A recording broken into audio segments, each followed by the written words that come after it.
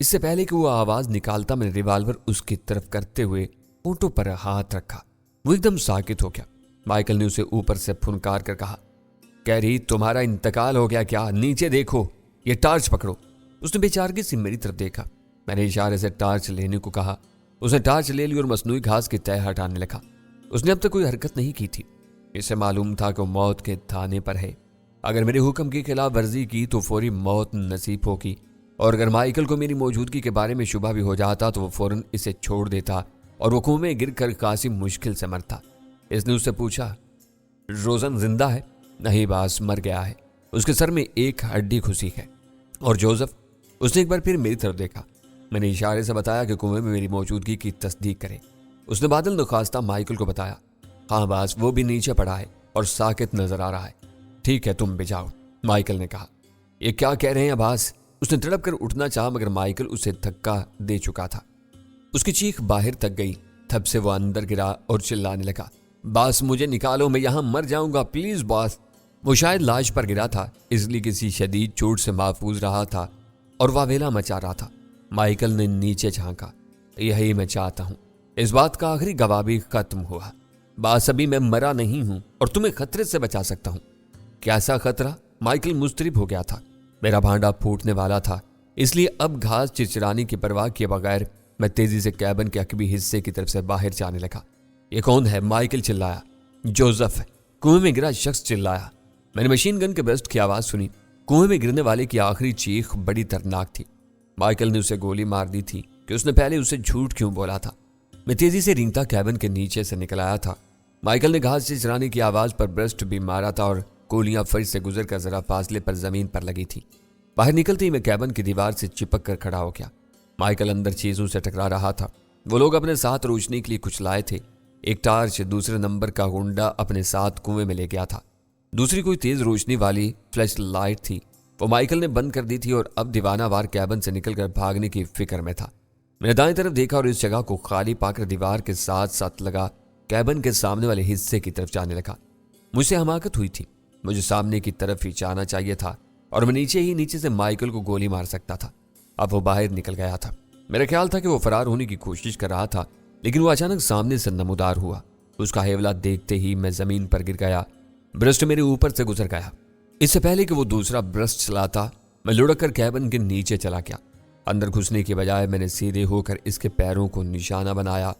فرار کا مطلب بڑی بے بسی کی موت مرنا تھا۔ میں نے اندازے سے ریوالور میں موجود چند گولیاں چلا تھی۔ 5ویں یا 6ٹھی گولی پر اس کی چیخ سنائی تھی اور وہ تھپ سے زمین پر گرا تھا۔ میں تیزی سے کیبن کو سہارا دینے والے ایک ستون کے پیچھے ہو گیا۔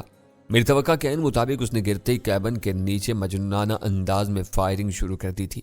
میں ستون کے پیچھے کسی حد تک محفوظ تھا۔ یہ فٹ بھر کتر کا ٹھوس تنا تھا۔ کئی گولیاں اس پر بھی لگی تھیں اور میں بال بچا تھا۔ اس نے اس وقت تک فائرنگ جاری رکھی جب تک مشین گن کا میگزین ختم نہیں ہو گیا۔ جیسے ہی میگزین خالی ہوا اور خالی مشین گن چلنے کی آواز آئی تو میں جھپٹ کر کیبن کے نیچے سے نکلا۔ وہ مشین گن میں دوسرا میگزین ڈالنے کے لیے اپنے کوٹ سے اسے نکال چکا تھا۔ میں نے اس کے ہاتھ پر ٹھوکر ماری اور مشین گن اچھل کر تاریکی میں غائب ہو گئی۔ مائیکل کی بلبلاہٹ سنائی تھی اور اس نے اس ہاتھ سے جیب سے کچھ نکالنے کی کوشش کی۔ اس بار میری ٹھوکر سے اس کے ہاتھ سے پستول ہی اڑ گیا اور اس کی کلائی بھی ٹوٹ چکی تھی۔ اس وجہ سے وہ کراہ رہا تھا۔ میں نے اسے جھٹکے سے سیدھا کر کے اس کی مکمل تلاشی لی۔ اس مکار کے پاس کسی اور ہتھیار کی موجودگی عین ممکن تھی۔ اس کی ران سے بندھا ایک چھوٹا پستول برآمد ہوا۔ کوٹ کی جیبوں میں کئی اقسام کے میگزین تھے۔ وہ اچھا خاصا چلتا پھرتا اسلحہ خانہ تھا۔ ان دنوں میٹرکس نامی فلم نئی آئی تھی اور بے پناہ مقبول تھی۔ اس میں ہیرو کا جو حلیہ تھا وہی حلیہ مائیکل نے بنا رکھا تھا۔ چست لباس کے اوپر اس نے اوور کوٹ پہن رکھا تھا۔ میں نے ننھا سا پستول اس کی کمر سے لگایا تو وہ سہم کر خاموش اور ساکت ہو گیا۔ دھوکے باز خاندان کی دھوکے باز اولاد، اور کتنے آدمی ہیں تمہارے ساتھ؟ بس یہی 2 آئے تھے، اس نے جلدی سے کہا۔ بکو مت، تم اتنے دلیر نہیں ہو کہ صرف 2 آدمیوں کے ساتھ چلے آؤ، میں نے خونخوار انداز میں کہا۔ میں قسم کھاتا ہوں، اس نے بمشکل کہا۔ خود سوچو اگر میرے ساتھ کوئی اور ہوتا تو اتنی فائرنگ سن کر نہ آتا۔ یعنی ممکن ہے وہ کہیں چھپا ہو۔ خیر اگر اس نے کوئی حرکت کی تو پہلے تم مرو گے۔ اٹھو، اپنے پیروں پر کھڑے ہو جاؤ۔ میں کھڑا نہیں ہو سکتا، تمہاری چلائی گئی گولی میرے پاؤں میں لگی ہے۔ شکر کرو سر میں نہیں لگی۔ میں نے بے رحمی سے کھینچ کر اسے کھڑا کر دیا۔ اس نے چیخ ماری تھی मैं परवाह किए बगैर उसे खींचता कैबिन तक लाया। मुझे यकीन नहीं था कि उसका अब मजीद कोई साथी बाकी नहीं रहा है, इसलिए मैंने उसे अपनी ढाल बनाया हुआ था। कैबिन के अंदर आकर उसे अंदर धकेला। मुझे मालूम था कि लैंप कहाँ है। लैंप के पास ही माचिस थी। मैंने लैंप जलाया। माइकल फर्श पर पड़ा दर्द से करा रहा था। सफाक बनने की कोशिश करने वाला इस वक्त किसी बच्चे की तरह काबिल रहम लग रहा था, लेकिन इस पर रहम खाना किसी जहरीले सांप पर रहम करने के मुतरादिफ था। सबसे पहले मैंने अपने जख्म का मुआयना किया। रुमाल हटाने पर सांप के कांटे का निशान नजर आया था। मैंने उसे दबाया तो उससे स्याही माइल खून की बूंदें निकलने लगी थी। तकलीफ बढ़ती जा रही थी। इसका मतलब यह था कि सांप खतरनाक नहीं था, वरना उसके कांटे से मुझे नींद आने लगती और सांस लेना भी दुश्वार हो जाता। इसका मतलब यह था कि यह दूसरी नौइयत का जहर था। कैबिन के किचन वाले हिस्से से एक नोकदार चाकू उठाकर मैंने उसकी नोक लैंप के शोले पर रखी और जरा गर्म होने पर इसकी नोक जख्म में दाखिल कर दी। जहाँ खून का फवारा सा छूटा था, मैंने खून बहने दिया। बतदरीज खून बहने की रफ्तार सुस्त पड़ने लगी। खून का रंग भी सुर्ख होने लगा। सांप को ज्यादा जहर उतारने का मौका नहीं मिला था। इससे पहले ही मैंने उसे खींच लिया था। जैसे जैसे खून बह रहा था, मेरे बाजू की तकलीफ भी कम हो रही थी। बिलाखिर खून तकरीबन रुक गया। मैंने कैबिन में लगे वाश बेसिन के सर्द पानी से हाथ धोया तो खून बिल्कुल रुक गया। मेडिकल किट मुझे अलमारी में रखी नजर आई। इसे निकालकर जरासीम कुछ दवा से जख्म साफ किया, फिर इस पर दवा लगाकर ऊपर से चिपकाने वाली पट्टी लगा दी। कमीज और स्वेटर की आस्तीनें नीचे करके मैंने माइकल की तरफ तवज्जो दी। वो कराह कर बोला, प्लीज मुझे अस्पताल ले चलो, मैं तकलीफ से मर रहा हूं। जरूर, मैं तुम्हें उस अस्पताल ले जाऊंगा जहां तुम मुझे भेज रहे थे। नहीं, मेरा मतलब समझकर उसकी आंखें फैल गईं। तुम ऐसा नहीं कर सकते। क्यों नहीं कर सकता? मैंने दोनों हाथों से उसके कोट का कॉलर पकड़ा और उसे खींचकर खुले खाने तक लाया, जिसके नीचे मौत का कुआं था। वो ज़िबा किए जाने वाले बकरे की तरह चिल्लाने लगा था। मैंने धक्का देकर उसका ऊपरी जिस्म खाने के अंदर गिरा दिया और उसकी कमर पर पांव रख दिया। उसने अजीब घिघियाई आवाज निकाली, प्लीज प्लीज, तुम्हारे ग्रैंडपा के अलावा और किसे इल्म है कि तुम यहां हो? मैंने उसे पहला सवाल किया। याद रखना, झूठ मैं पकड़ लूंगा और तुम्हें पछताने के लिए मरने से पहले कुएं में खासा वक्त मिलेगा। सिर्फ पापा को इल्म है। ओके, इसे कॉल करो और बताओ कि तुमने काम कर लिया है। मेरी लाश कुएं में पड़ी है, मुझे उठाओ तब ही मैं बात कर सकूंगा। मेरी जान, इतनी जल्दी की भी क्या जरूरत है? मैंने उसकी कमर पर जोर दिया। यह बताओ कि तुम्हारे चचा ने इस्लाम कबूल किया था। इसका कत्ल किसकी साजिश थी? मुझे नहीं मालूम, सब पापा को मालूम है। अच्छा, यूसुफ के दोस्त गुल खान के खानदान को किसने मौत के मुंह में धकेला था? मैं नहीं जानता, उसने फिर कहा। तब तुम्हारा क्या फायदा? मैंने पाँव का जोर जरा कम किया। तुम भी जहन्नुम में जाओ। नहीं नहीं, वो चिल्लाया। गुल खान का खानदान कौंसल के हुक्म से मारा गया था। त्यान अंकल के बारे में मैं सच कह रहा हूँ। जॉनी वाल्टर का ज्यूश कौंसल में क्या किरदार है? वो मरकजी कमेटी का सेक्रेटरी जनरल है। माइकल फर बोलने लगा था, क्योंकि वो कुएं के बिल्कुल ऊपर था। इसके हाथ मसनूई घास को पकड़े हुए थे, लेकिन ये उसे गिरने से नहीं बचा सकती थी। मैं जरा सा बोझ कम करता और वो अंदर जा गिरता। गुल खान और इसके खानदान की मौत का सुनकर मेरा खून खौलने लगा था। माइकल के अतराफ से वाज़ेह था कि जिस आग ने मेरे खानदान को चाट लिया था, वह हादसाती तौर पर नहीं लगी थी, बल्कि खबीज फितरत यहूदियों की भड़काई हुई आग थी और इसका जिम्मेदार जॉनी वाल्टर था। अपने बेटे और बहू के इस्लाम कबूल करने का इंतकाम उसने गुल खान से लिया था। मैंने माइकल की तरफ देखा। जॉनी वाल्टर की तरफ से किए जाने वाले जुल्म की एक बड़ी किस्त में अभी अदा कर सकता था। बस पाँव की एक जुम्बिश की जरूरत थी और वो कुएं में जा गिरता। नहीं जोसेफ, अचानक कैबिन के दरवाजे की तरफ से आवाज आई थी। बूढ़ा जॉनी वाल्टर रोशनी में नजर आया। इसके हाथ में दबे पिस्तौल का रुख मेरी तरफ था। अगर तुमने यह हमाकत की तो पछताने के लिए जिंदा नहीं रहोगे। उसका लहजा सर्द था, जैसे मेरे माँ बाप और बहन भाई जिंदा नहीं रहे थे। मैंने तलखी से कहा, मैं अपने बच्चों को गुमराह करने वालों को कैसे मुआफ कर सकता था, और मैं अपने माँ बाप के कातिल के बच्चों को कैसे मुआफ कर दूं? मैंने माइकल की कमर से बोझ जरा कम किया था कि वो अंतर गया। उसके हल्क से किस तरारी चीख निकली थी, मगर मैंने उसे गिरने नहीं दिया। जॉनी वाल्टर पिस्तौल फेंक दो अगर माइकल की जिंदगी चाहते हो। मगर इसके अंदाज में तब्दीली नहीं आई। जोसेफ, इसे पीछे करो वरना मैं तुम्हें गोली मार दूंगा। मेरे मरते ही ये भी कुएं में गिर जाएगा, लेकिन ये मरेगा नहीं, मैं इसे निकलवा लूंगा। अच्छा, यानी तुम इस खुशफहमी में हो। तुम्हारी इतला के लिए अर्ज है कि इस कुएं में एक बेहद जहरीला सांप भी है, जिसका कांटा 10 मिनट से ज्यादा जिंदा नहीं रहता। तुम्हारा एक आदमी इसका शिकार हो चुका है। झूठ मत बोलो, जॉनी वाल्टर ने बेयकीनी से कहा। उसका बायां बाजू एक पट्टी से गले में लटका था, यानी उसके बाजू की हड्डी मुतासिर हुई थी। पप्पा ये सच कह रहा है, माइकल चिल्लाया। कुएं में सांप है, प्लीज पप्पा मुझे बचा लो। ये जो कहता है मान लो। बको मत, तुम्हारी वजह से ये हुआ है, जॉनी वाल्टर ने उसे डांटा। मैंने तुम्हें यहां आने से मना किया था। इस वक्त ये खुद को किसी वेस्टर्न फिल्म का जंगजू हीरो महसूस कर रहा था। मैंने हंस कर कहा, जोसेफ इसे वापस खींचो। जॉनी वाल्टर ने मुझ पर पिस्तौल तान लिया। इसके अज़ाइम इसकी आंखों से झलक रहे थे। वो मुझे बहर सूरत मारने का फैसला कर चुका था। इसे मालूम था कि इसके हथियार डालने की सूरत में भी मैं उसे और माइकल को मुआफ नहीं करूंगा। वो मेरे खानदान का कातिल था। इसने हथियार फेंकने की बजाय मुझे कत्ल करने का फैसला कर लिया था। वो अपने पोते की जिंदगी का रिस्क लेने को भी तैयार था। इस उम्र में भी उसे जिंदगी से इतना प्यार था। इसकी जगह कोई और होता तो शायद पिस्तौल फेंक देता। ओके, मैंने गहरी सांस ली। मेरा दायां बाजू उसकी नजरों से ओझल था क्योंकि मैं तिरछा खड़ा था और माइकल से छीना छोटा सा पिस्तौल इस तरह पतलून की जेब में था और मेरा अपना रिवाल्वर पतलून में उड़सा हुआ था। इंसान बाज औकात अपनी मौत का सामान साथ लिए फिरता है। यह पिस्तौल माइकल लाया था।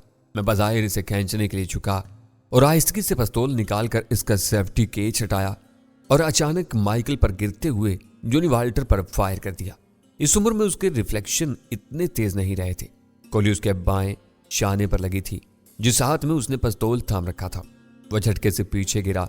माइकल चिल्लाने लगा, ये सोच कर कि मैं उसे कुएं में फेंक रहा हूं।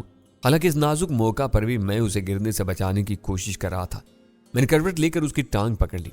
जॉनी वाल्टर उठने की कोशिश कर रहा था, लेकिन इसके दोनों हाथ नाकारा हो चुके थे। इसे उठा नहीं जा रहा था। इसकी तरफ से मुतमईन होकर मैंने कुएं में तकरीबन लटके माइकल को ऊपर खींच लिया। मुझे उसके तकरीबन 70 किलोग्राम वजनी जिस्म को खींचने में खासी मेहनत करना पड़ी थी। इसकी पतलून की बेल्ट को पकड़कर झटका दिया और वो फर्श पर आ गिरा। इसकी सांस धूकनी की तरह चल रही थी। मैंने पिस्तौल उसकी तरफ किया और सर्द लहजे में कहा, चुपचाप पड़े रहना वरना मुझे तुम्हारी खोपड़ी में गोली उतार कर बेहद खुशी होगी।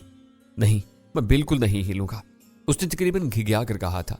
मैंने करीब जाकर जॉनी वाल्टर का जायजा लिया। गोली उसके शाने में लगी थी और उसने हड्डी तोड़ दी थी। बूढ़ा हौसलामंद था। गोली लगने के बाद भी मैंने हल्की सी कोई आवाज नहीं सुनी थी। इस वक्त भी वो होश में था, वरना कोई और होता तो मारे तकलीफ के बेहोश हो जाता। मैं इस तरह उसके नजदीक बैठा था कि कैबिन का दरवाजा, माइकल दोनों मेरी नजरों के सामने रहे। जॉनी वाल्टर, क्या ख्याल है मैं अपने खानदान के कातिल के साथ क्या सलूक करूंगा? मुझे तुमसे किसी रहम की कोई उम्मीद नहीं है, उसने सपाट लहजे में कहा। तुम मुझे भी मार सकते हो और माइकल को भी, लेकिन याद रखना बचोगे तुम भी नहीं। जनूबी अफ्रीका के यहूदी तुम्हारे पीछे हैं और जल्द तुम बैनुल-अक़वामी दहशतगर्द करार पाओगे। इंटरपोल तुम्हें तलाश करेगी और कोई मुल्क तुम्हें पनाह नहीं देगा। अगर तुम मुझे डराने की कोशिश कर रहे हो तो बेकार है। एक मुसलमान की हैसियत से मेरा ईमान है कि मेरी मौत खुदा के लिखे वक्त से पहले नहीं आएगी। 1 घंटा पहले तक तुम क्या सोच सकते थे कि इस हाल में बेबस मेरे सामने पड़े होगे? अब तुम बड़ा बोल रहे हो भोला। मैं तकब्बुर नहीं कर रहा, सिर्फ हकीकत बयान कर रहा हूं। मैं एतराफ़ करता हूं कि मुझे कतई इल्म नहीं है कि खुदा ने हम में से किसकी मौत पहले लिखी है। अगरचे ये हथियार इस वक्त मेरे हाथ में है। उसने अजीब सी नजरों से मुझे देखा। तुम कहना क्या चाहते हो? सिर्फ इतना जॉनी वाल्टर कि तुम मुझे किसी भी हवाले से बेवकूफ नहीं बना सकते। मैं तुम्हें मारने का दावा नहीं करता, लेकिन इसकी कोशिश जरूर करूंगा। मेरी कामयाबी या नाकामी खुदा की मर्जी पर मशरूत है। तुम मुझे मारोगे? उसकी आंखों में पहली बार खौफ नजर आया। मैंने इस बात में सर हिलाया। अलबत्ता माइकल के बारे में कोई फैसला नहीं किया। इसे कत्ल करने की कोई वजह समझ में नहीं आई है, सिवाय इसके कि उसने मुझे मारने की कोशिश की थी। वो भी इसका कसूर नहीं था। जॉनी वाल्टर जल्दी से बोला, इसे मैंने हुक्म दिया था। बहरहाल फिजिकली कोशिश तो उसने की थी। खैर मैं एक शर्त पर इसको मुआफ कर सकता हूं, अगर तुम मेरे कुछ सवालों के दुरुस्त जवाब दे दो। हर चंद मैं झूठ बोलने की कोशिश नहीं करूंगा। तुम किसके साथ आए हो? इस हालत में कि तुम अकेले गाड़ी ड्राइव नहीं कर सकते। मेरा ड्राइवर है, लेकिन कार यहां से कोई 300 गज पीछे खड़ी है। उसे इस हंगामे की कोई खबर नहीं होगी। मैंने कैबिन का दरवाजा बंद करके मेज उसके सामने कर दी। अब अगर वो बाहर रहे भी तो तुम्हारी मदद के लिए नहीं आ सकता। क्या ख्याल है? जॉनी वाल्टर के चेहरे पर मायूसी छा गई थी। गोया उसे उम्मीद थी कि ड्राइवर इनकी मदद कर सकेगा। मैंने उसे कार में रुकने का हुक्म दिया है। उसकी खिलाफ वर्जी की जुर्रत नहीं कर सकता है।